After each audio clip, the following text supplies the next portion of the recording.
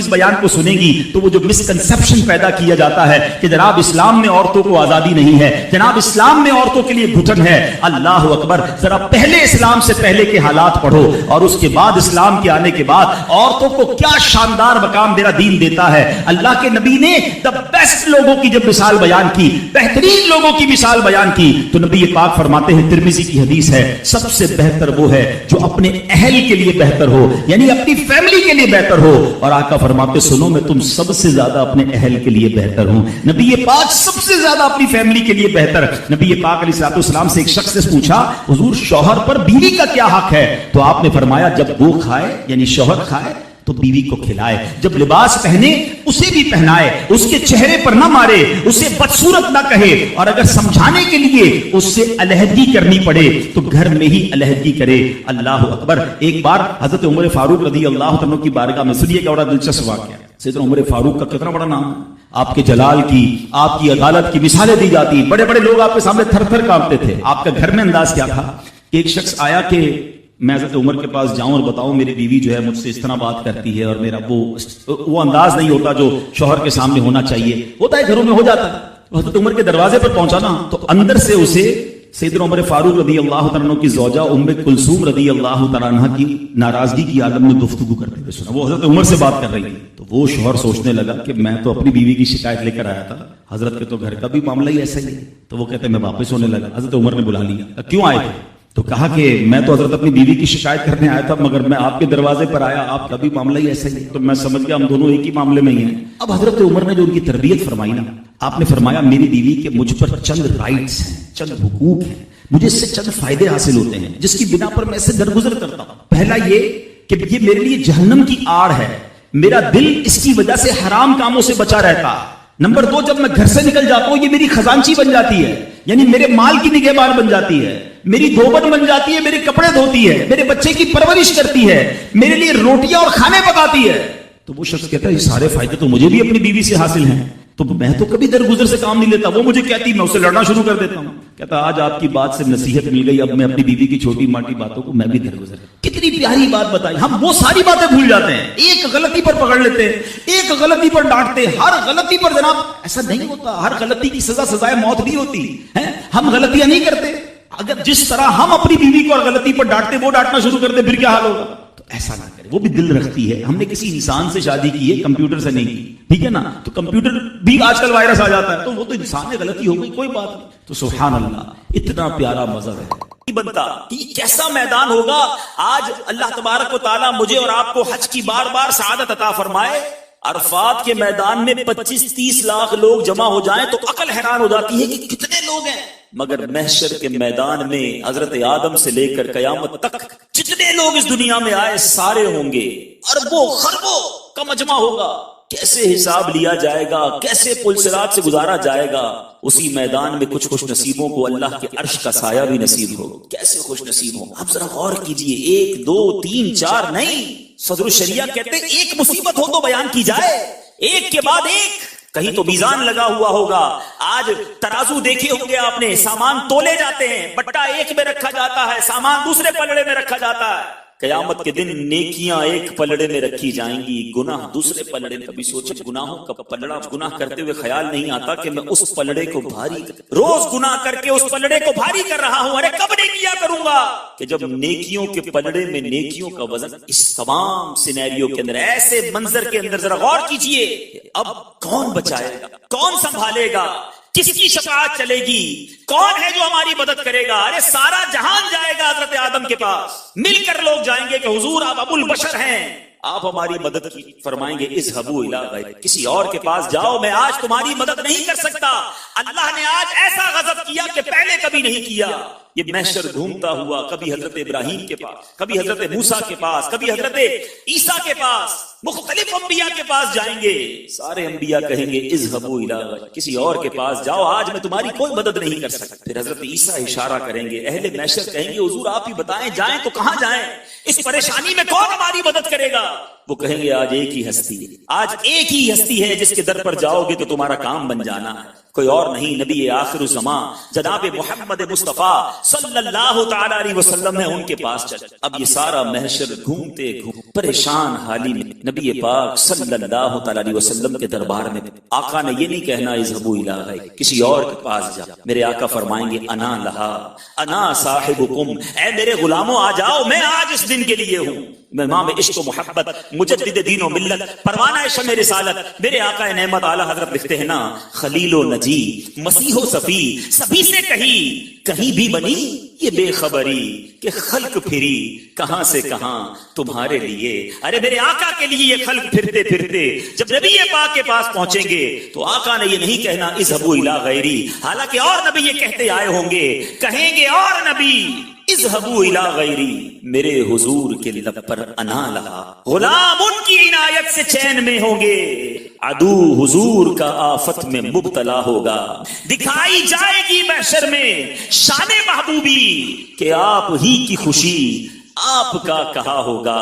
ارے یقیناً بہت ساری مشکلیں ہیں محشر میں، واقعی بڑی پریشانیاں ہیں، اتنی پریشانیاں ہیں جو نہ کاؤنٹ کی جا سکتی ہیں، نہ گنی جا سکتی ہیں، نہ سوچی سمجھی جا سکتی ہیں، مگر ایک غلام کو یہ تسلی ہے، ایک غلام کو یہ ڈھارس ہے، ہاں ایک ہستی ہے قیامت کے دن جس کی چلنی ہے، جس نے بچانا ہے، جس نے غلاموں کو پہچان کر اپنے ساتھ جنت میں لے جانا ہے۔ میرے امام جبھی تو لکھتے ہیں، سنتے ہیں کہ محشر میں صرف ان کی رسائی ہے، سنتے ہیں کہ محشر میں صرف ان کی رسائی ہے، گر ان کی رسائی ہے لو جب تو بنائی ہے، اب بنائی ہے، اب کام ہو جانا ہے۔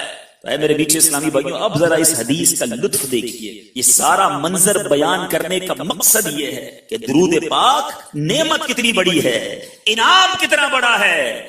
آقا فرماتے قیامت کے دن تم میں سے میرے سب سے زیادہ نزدیک وہ ہوگا جس نے دنیا میں مجھ پر سب سے زیادہ درود پڑھے۔ اے غلاموں ذرا سوچو، اگر قیامت کے دن آقا ہی کے ہم قریب پہنچ گئے، ٹھیک ہے جتنی بھی گرمی ہو، میرے آقا کا لواء الحمد بھی تو ہوگا نا، آقا کا پرچم بھی تو ہوگا نا، اس کا سایہ بھی تو ہوگا نا۔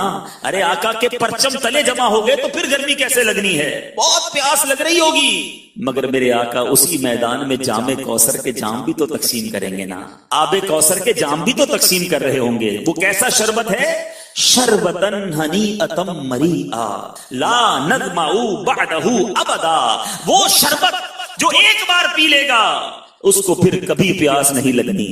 آقا کے قریب ہوں گے جب ہی ملنا ہے نا، ٹھیک ہے پل صراط بڑا مشکل پل ہے، ویری ڈیفیکلٹ، کٹ کر لوگ جہنم میں گر رہے ہوں گے، مگر جو نبی پاک کے قریب ہوگا تو آقا نے تو اسے خیریت سے ہی گزار دینا ہے نا۔ رب سلم امتی کی صدائیں ہوں گی، میرے امام سے پوچھو، ان کا نبی پاک پر بھروسہ دیکھو۔ اعلیٰ حضرت کہتے ہیں لوگ گھبرا کر گزریں گے، کوئی ڈرتے ہوئے گزرے گا، کوئی ڈرتے ہوئے گزرے گا، مگر میرے رضا کا یقین دیکھو، ان کی محبت کی معراج دیکھو۔ اعلیٰ حضرت فرماتے ہیں رضا پل سے اب وجد کرتے ہوئے خوشی میں گزرا جاتا ہے، ٹینشن میں نہیں۔ اعلیٰ حضرت کہتے ہیں رضا پل سے اب وجد کرتے گزریے کہ ہے رب سلم صدائے محمد صلی اللہ تعالی علیہ وسلم، آقا کی صدائیں ہوں گی تو پھر ٹینشن نہیں ہونی انشاءاللہ۔ محشر ہے اگر محشر، کس بات کا ہم کو ڈر، محشر ہے اگر محشر، کس بات کا ہم کو ڈر۔ ہم جن کے ثنا خواں ہیں وہ بھی تو وہاں ہوں، جن کا درود پڑھتے رہے، جن کی ثنا خوانی کرتے رہے وہ بھی تو ہوں گے نا، پھر انہوں نے ہی بچانا ہے۔ ایک اور شاعر کا یقین دیکھو، لکھتے ہیں دوزخ میں میں تو کیا میرا سایہ نہ جائے، دوزخ میں میں تو کیا میرا سایہ نہ جائے گا، کیونکہ رسول پاک سے دیکھا نہ جائے گا۔ میں گناہگار، میرے پاس کچھ نہیں، گناہوں سے بھرا نامہ اعمال ہے، معلوم ہے کہ سیاہ کر دیا ہے نامہ اعمال، یہ بھی معلوم ہے کہ اگر میزان لگا تو گناہوں کا پلڑا ہی بھاری ہے، یہ بھی معلوم ہے کہ اگر انصاف ہوا تو پھنس جاؤں گا۔ ایک ہی ڈھارس ہے، ایک ہی امید ہے کہ جس آقا کا امتی ہوں وہ بڑے کریم، اور انہی کا فرمان ہے کہ میری شفاعت میرے گناہگار امتیوں کے لیے ہے۔ بس وہی بھروسہ، وہی ڈھارس نبی پاک سے، وہی محبت دلاسا دلاتی ہے۔ بروز حشر میرے اس یقین کی لاج رکھ لینا یا رسول اللہ، بروز حشر میرے اس یقین کی لاج رکھ لینا، تمہارا ہوں تمہارا یا رسول اللہ۔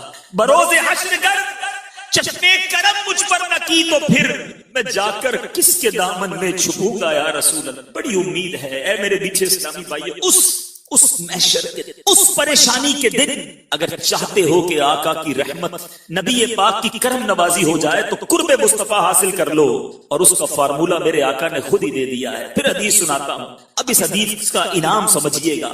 میرے آقا فرماتے ہیں، ترمذی کی حدیث ہے، اول الناس بی یوم القیام اکثرهم علی صلاۃ. قیامت کے دن لوگوں میں سب سے میرے قریب وہ شخص ہوگا جو سب سے زیادہ مجھ پر درود. سوچو یہ انعام چھوٹا نہیں ہے. ہم نے سنا نا محشر میں پل صراط، پیاس، میزان عمل. میرے رضا بتاتے ہیں آقا کیسے کام آئیں گے. دیکھو ماں بھی بھول جائے گی، باپ بھی مدد نہیں کرے گا. کون ہے جو مدد کرے گا؟ ماں جب اکلوتے کو چھوڑے آ کہہ کے بلاتے، باپ جہاں بیٹے سے بھاگے لطف وہاں فرماتے. پیاس لگے گی نا، ٹھنڈا ٹھنڈا میٹھا میٹھا پیتے ہم ہیں پلاتے. نامہ اعمال کھلیں گے، پلڑا بھاری ہوگا یا ہلکا. سنو، اپنے کرم سے ہم ہلکوں کا پلہ بھاری بناتے. پل صراط سے گزرنا ہے نا، سلم سلم کی ڈھارس سے پل سے پار چلاتے یہ ہیں. ارے کتنی خوشخبریاں دوں. اعلیٰ حضرت فرماتے ہیں، کہہ دو رضا سے خوش ہو خوش رہ، مجدہ رضا کا سناتے یہ ہیں. تو دامن تھام لو، نبی پاک پر درود اپنی زندگی کا معمول بنا لو. اے فضول باتیں کرنے والو، اے سوشل میڈیا پر گھنٹوں وقت ضائع کرنے والو، اے بری باتیں کرنے والو، اے برے دوستوں کے ساتھ بیٹھ کر اپنا وقت ضائع کرنے والو، ہنسی مذاق اور فضول گفتگو میں اپنی زندگی کے حسین لمحات ضائع کرنے والو. نہیں نہیں، یہ زبان اس لیے نہیں دی ہمیں جس سے وقت ضائع کیا. اللہ کا ذکر کرو، نبی پاک علیہ الصلوۃ والسلام پر کثرت سے درود پاک پڑھو. اور یہ زبان اگر ذکر و درود میں تر رہی پھر دیکھنا محشر کے دن کتنی برکتیں ملنی ہیں، کتنے انعامات ملنے ہیں. پنجابی شاعر نے بڑی پیاری بات ہمیں بتائی ہے کہ دل کیوں دیا رب نے، یہ دل بنایا کیوں، یہ آنکھیں بنائی کیوں، یہ زبان بنائی کیوں. یہ فضول کاموں کے لیے نہیں، یہ برے کاموں کے لیے نہیں. وہ شاعر لکھتے ہیں، دل یا دل بنایا ہے تعریف لئی زبان، اکھیاں بنائیاں سونے دے دیدار واسطے، اکھیاں بنائیاں سونے دے دیدار. تو انشاءاللہ کثرت سے درود پاک پڑھیں گے. کم از کم ایٹ لیسٹ ایک نیت تو آج سارے کر لیں کہ 313 بار روزانہ ضرور درود پڑھیں. علماء فرماتے ہیں جو کم از کم 313 بار درود پڑھ لے وہ کثرت کے ساتھ درود پاک پڑھنے والوں میں شامل ہو جاتا ہے. انشاءاللہ 313 بار درود پاک میں یقین کریں وقت نہیں لگتا، لگتے زیادہ ہیں.